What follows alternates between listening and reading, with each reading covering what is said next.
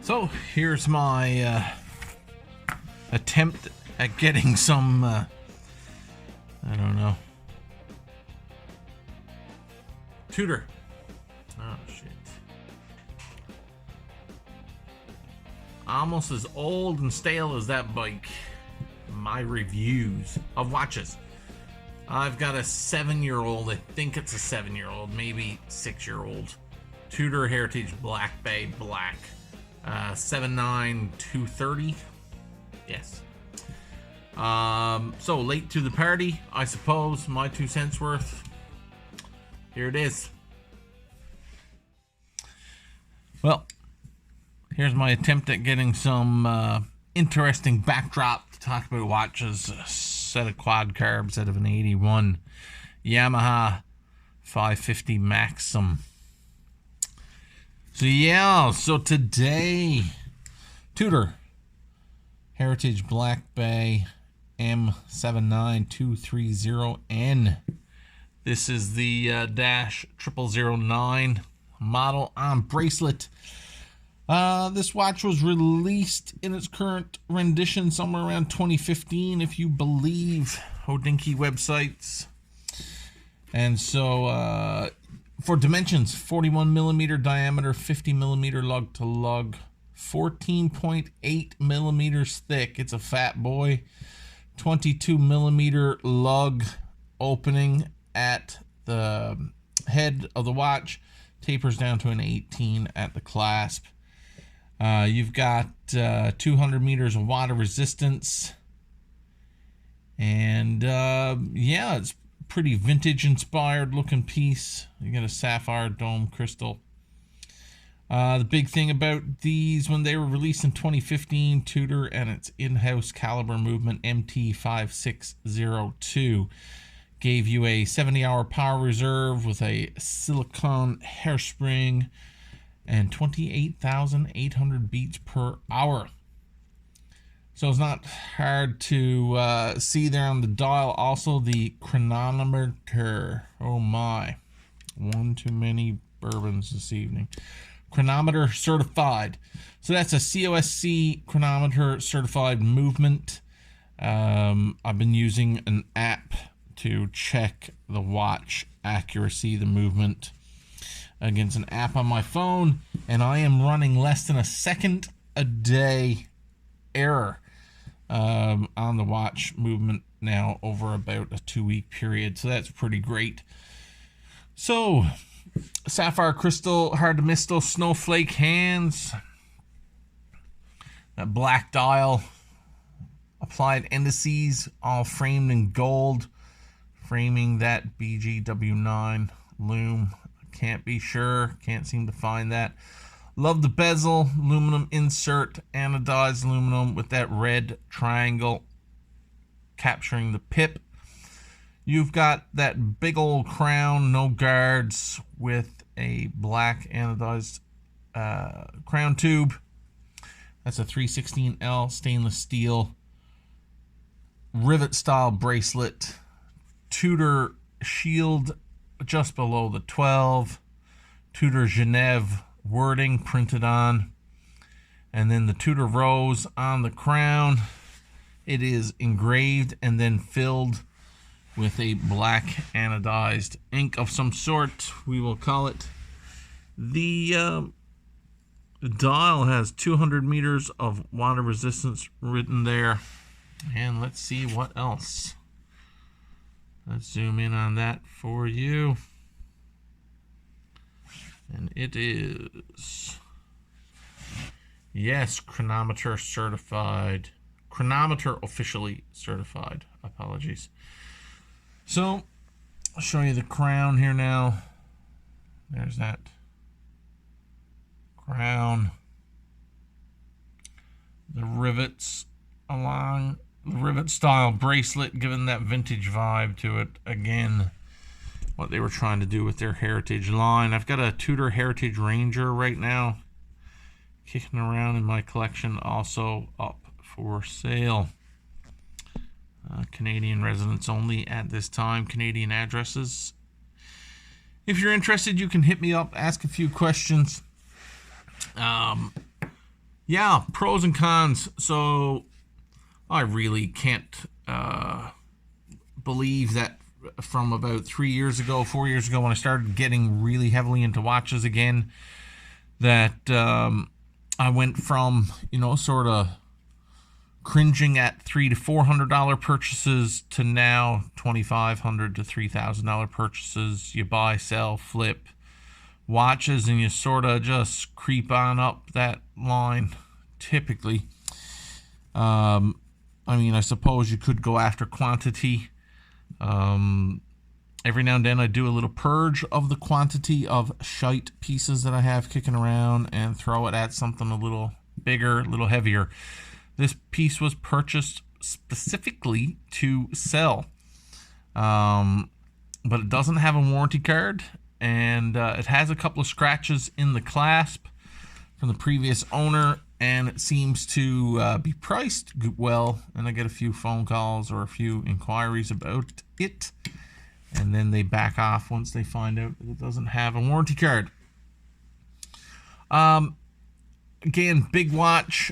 I typically don't have a problem with a 41 mil, but it's pretty thick at almost 15 millimeters, and it is quite heavy.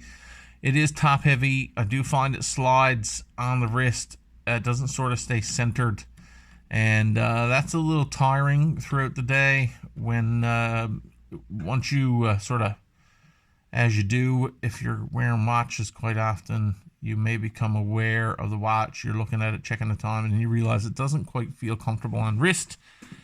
So it does slide on wrist, and that's a little annoying. I've done a couple of adjustments of the bracelet that hasn't seemed to help. Try to center the clasp on the underside of my wrist.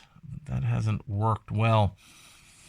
So let's pick up the watch and have a look at it so I can show you some of my pros and cons, my opinion-based pros and cons, because of course this is about 5,000 Canadian to buy new. Used, you should be able to get it for low threes right now, I believe, in the market. The bezel is a pro. That's probably the best quality, best feel, best sound bezel. That's a 60 click unidirectional bezel. I've seen a couple of websites and reviews say that it's hard to grasp the bezel. I can't say that that's been a problem for me. So it's a nice coin edge to the bezel, and what they're saying is that because it's so flush with the case edge, that it's hard to get a grip on it. I call bullshit on that and say that that is not the case.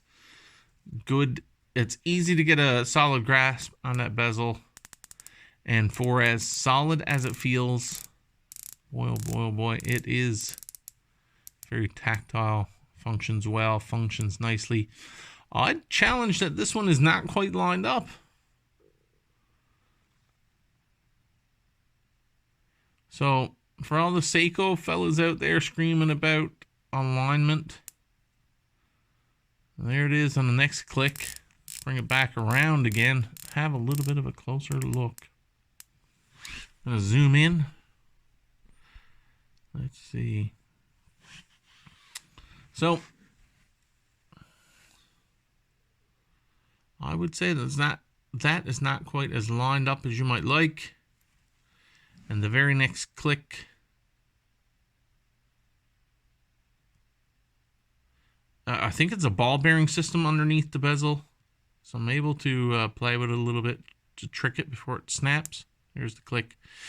You can't bring it back. It looks pretty good, but boy, I think it's out of alignment.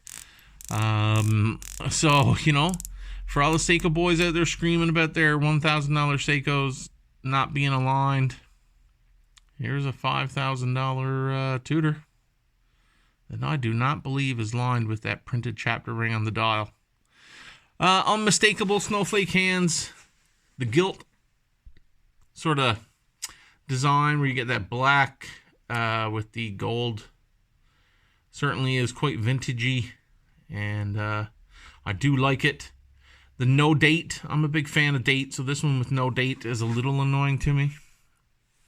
I guess I've forgiven it in some manner at some point because I've enjoyed wearing it, and I sort of enjoy the being able to say it's a Tudor that I've got on wrist, I guess. So a little bit self-centered, narcissistic, something on the go. The female in link here makes it very comfortable on wrist, so kudos to Tudor for that. Unfortunately, they need a smack in the head for the size of this thing. Holy shit, 15 millimeters thick, and that big old flat slab-sided case. Boy, it wears. It wears big. There's no doubt about it. Don't let anybody tell you otherwise. 41 millimeters and 15 millimeters thick.